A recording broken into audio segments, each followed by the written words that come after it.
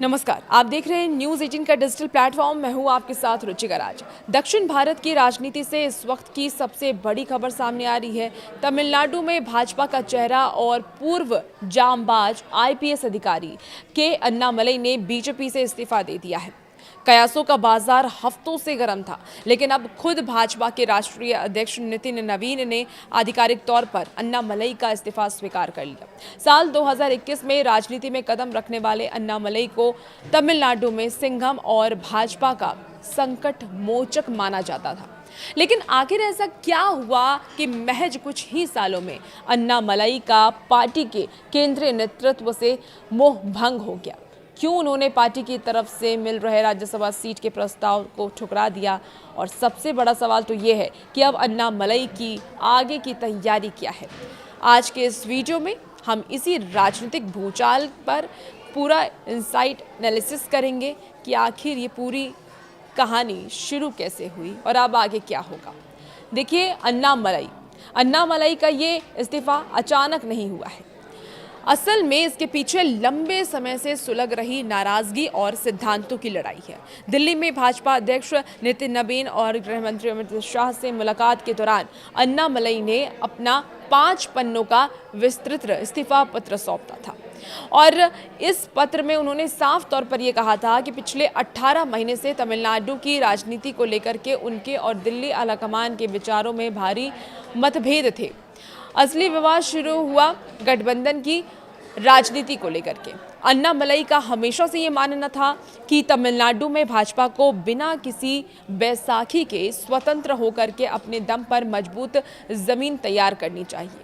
उन्होंने 2024 के लोकसभा चुनाव में अकेले लड़ करके भाजपा को राज्य में अब तक का सबसे बेहतरीन 11% वोट शेयर भी दिलवाया था। लेकिन राष्ट्रीय नेतृत्व के तमिलनाडु में डीएमके विरोधी मोर्चा को मजबूत करने के लिए एआईए डीएमके और पुराने क्षेत्रीय नेताओं के साथ फिर से समझौता करने की रणनीति बनाई गई।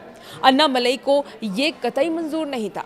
जब उनकी मर्जी के बिना फैसले लिए जाने लगे और उन्हें साइडलाइन किया जाने लगा, तो उन्होंने आत्मसम्मान के साथ समझौता करने के बजाय पार्टी छोड़ना ही बेहतर समझा।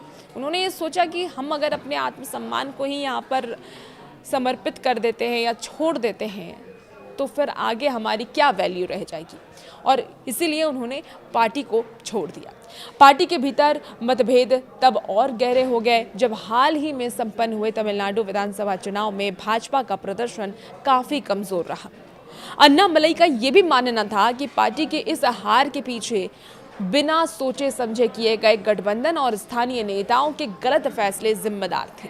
इतना ही नहीं, पिछले दिनों जब केंद्र सरकार ने सीबीएसई के स्कूलों में 3 लैंग्वेज फॉर्मूला लागू करने का फैसला किया, तो अन्नामलई ने अपनी ही सरकार के इस फैसले की खुलकर आलोचना की थी।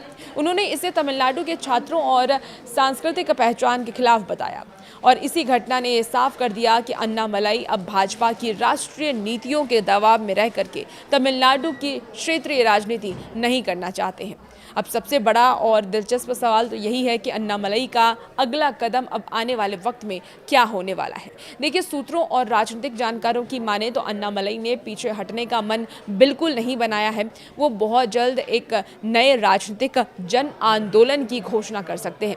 कयास तो ये भी लगाए जा रहे हैं कि अगले 3 से 4 महीने के भीतर वो अपनी खुद की एक नई क्षेत्रीय राजनीतिक पार्टी का आधिकारिक ऐलान कर देंगे। तमिलनाडु में इस समय अभिनेता विजय की नई पार्टी यानी कि टीवीके के आने के बाद युवाओं में एक नई राजनीतिक लहर देखी जा रही है। अन्नामलई को पूरा भरोसा है कि राज्य के युवा, पढ़े लिखे प्रोफेशनल्स, मौजूदा पार्टियों से नाराज जनता उनके इस राष्ट्रवाद और क्षेत्रीय पहचान से जुड़ेंगे और नए विकल्प के साथ उन्हें एक्सेप्ट करेंगे। दिलचस्प बात तो ये भी है कि आरएसएस के कई स्थानीय नेताओं और अन्य पार्टियों के कई अनुभवी चेहरों का समर्थन भी उन्हें पर्दे के पीछे से मिल रहा है। अब अन्नामलई का भाजपा से बाहर आना तमिलनाडु और दक्षिण भारत की राजनीति में एक बहुत बड़ा टर्निंग पॉइंट साबित होने वाला है। ये एक पूर्व आईपीएस अधिकारी की राजनीति के गढ़ में अपना खुद की स्वतंत्र पहचान बनाने की एक बड़ी और साहसी कोशिश है। आपको क्या लगता है? अपनी राय कमेंट बॉक्स में ज़रूर रखिएगा और वैसे वीडियोज़ के लिए बने रहिए न्यूज़ 18 के डिजिटल प्लेटफॉर्म के साथ।